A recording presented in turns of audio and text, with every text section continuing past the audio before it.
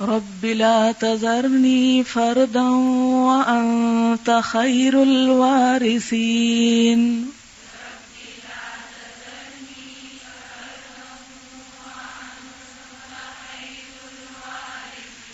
رب لا تذرني فردا وأنت خير الوارثين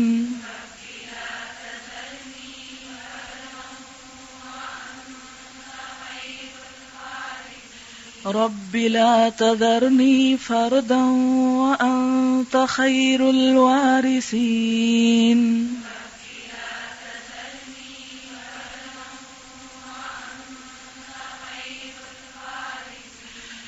یہ دعا جو ہے نا میں ہر روز وظیفے کے طور پہ پڑھتی ہوں.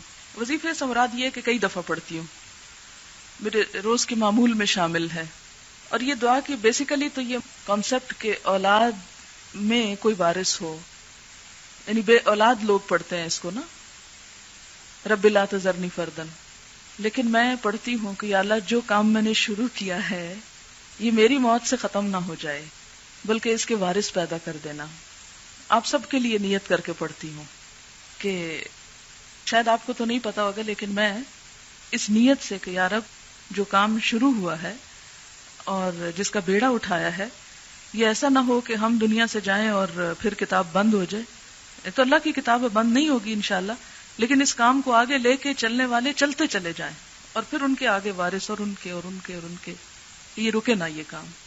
تو عموماً یہ دعا دی جاتی ہے ان کو جن کے بچے نہیں ہوتے.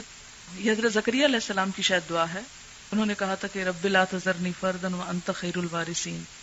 تو آپ بچوں کے لیے بھی پڑھ سکتے ہیں اور دینی بچوں کے لیے بھی پڑھ سکتے ہیں.